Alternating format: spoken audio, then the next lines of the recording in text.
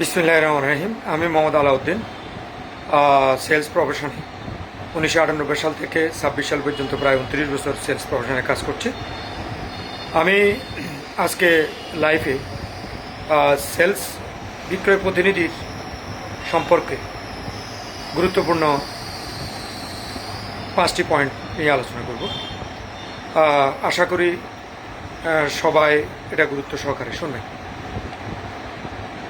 আমি যখন 1998 সালে এসআর হিসেবে বিক্রয় প্রতিনিধি হিসেবে কাজ শুরু করি, 1998 সাল থেকে আজ তো অবধি ন্যাশনালি ও কাজ করেছি প্রায় 13 বছর থেকে। তো সেলস প্রফেশনের যেই বিক্রয় প্রতিনিধির যে কাজের যে মূল যে থিম বা সিস্টেম বা বিক্রয় কৌশল, সেটা সম্পর্কে আমি একটু আলোকপাত করব। আমাদের বিক্রয় প্রতিনিধিগণ প্রত্যেকটা কোম্পানির জন্য একটা অ্যাসেট এবং তৃণমূল ভাবে ওনারাই বিক্রয় কার্যক্রম কোম্পানির উন্নতির চরম শিখরে পৌঁছে নিয়ে আসে। তো এই বিক্রয়, এই সেলসের যে বিক্রয় প্রতিনিধিগণ অর্ডার কাটেন, এখানে মূলত 5টা পয়েন্ট আমরা ওই সময় বা এই 5টা পয়েন্ট যদি আমরা লক্ষ্য রাখি, তাহলে বিক্রয় কার্যক্রম অনেক সুন্দর হবে এবং সেলস বৃদ্ধি পাবে, কোম্পানির সিস্টেমটা সুন্দর হবে। যেমন 5টা পয়েন্টের মধ্যে আমি যদি বলি, একটা হলো নেক্সট টাইম। একটা এসআর যখন অর্ডার কাটতে যায়, সেখানে দোকানদারে অর্ডার কাটার পর যখন একটা অর্ডার হলো, এরপরের দোকানে গেল, ওখানে যায় দোকানদার বললো যে না, নেক্সট টাইম পরবর্তী সময়ে আসো, আজকে অর্ডার দিচ্ছি না। তাহলে উনি এই দোকানটা নোট করবেন। এরপরে আরেকটা দোকানে আউটলেটে গেলেন, সেখানে অর্ডার কাটলেন, সাকসেস। এরপর আরেকটা দোকান সাকসেস, এরপর আরেকটা দোকান সাকসেস। এর পরবর্তী দোকানে ওখানে যায় দেখলো একটি আউটলেট বন্ধ। তাহলে সেটা আমরা সংক্ষিপ্ত রূপে বলি এসসি, মানে শপ ক্লোজ। মানে উনি ওই দোকানটা, সাপোজ দোকানের নাম মারুক স্টোর, উনি লিখবে সামনে এটা হচ্ছে শপ ক্লোজ, আজকে বন্ধ। এর পরবর্তী আরেকটা আউটলেট অর্ডার কাটলেন, হলো। এরপর আরেকটা আউটলেট অর্ডার হলো, এরপর আবার আরেকটা আউটলেট অর্ডার হলো।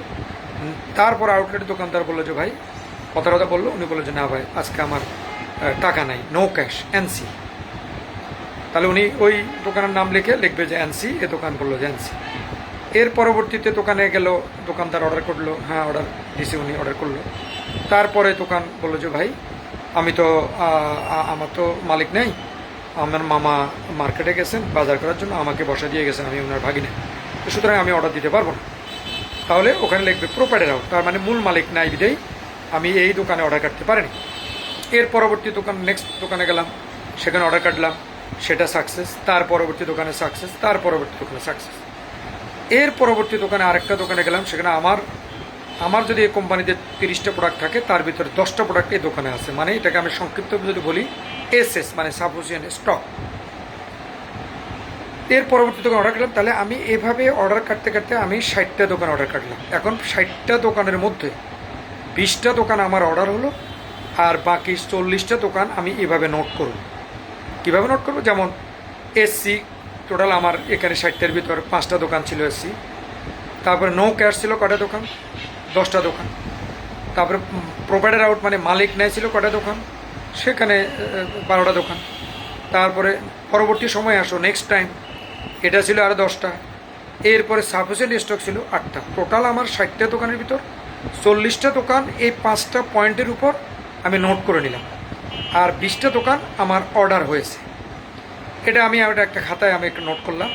নোট করার পরে আজকে রোডটা ছিল আমার শনিবার, নেক্সট পরবর্তী আমার এই রোডে আমি আবার আগামী শনিবার আমি অর্ডার কাটব।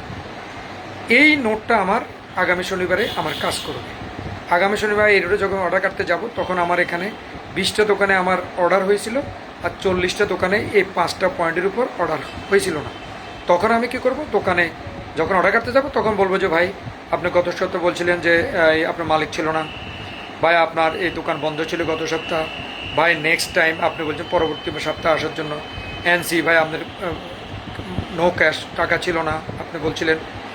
তারপরে এভাবে এই যে 4টা পয়েন্টের উপর 40টা দোকান, এটা আপনি পুরো নোট ডাউন করলেন। এটা আপনার প্রত্যেকটা দোকানে আপনার বললেন যে ভাই, গত সপ্তাহে আমি আসছিলাম, আপনার এই সমস্যা ছিল, এই সপ্তাহে আপনার এই সূত্রটা অ্যাপ্লাই করলে এই সেলসম্যানশিপে আপনি এই 40টা থেকে আরও এখানে 20টা দোকান অর্ডার পাবেন। তো আগের ছিল 20টা, তাহলে আপনার আজকে অর্ডার হবে 30টার মতো। তাহলে গত সপ্তাহে ছিল 20টা আউটলেটে অর্ডার, আজকে প্রায় 30টার মতো অর্ডার পাবেন। তো এই পলিসি, এই কৌশল, এই ধরনের কৌশল যদি আমাদের বিক্রয় প্রতিনিধিগণ ফলো করেন, তাহলে আমরা আশা করি যে আপনারা ভালো একটা রেজাল্ট নিয়ে বিক্রয় কার্যক্রমে ভালো একটা রেজাল্ট নিয়ে আসতে পারবেন এবং আমাদের বিক্রি বৃদ্ধি পাবে। আর একজন বিক্রয় প্রতিনিধি 20,000 টাকা অর্ডার কাটেন, আরেকজন বিক্রয় প্রতিনিধি 5,000 টাকা অর্ডার কাটেন, এটা হলো সেলসম্যানশিপ। তার মধ্যে একটা সেলসম্যানশিপ থাকবে, গুরুত্বপূর্ণ সেলসম্যানশিপের কৌশল নিয়েই সে মার্কেটে কাজ করলে তার বিক্রয় উনি ভালো করতে পারবেন।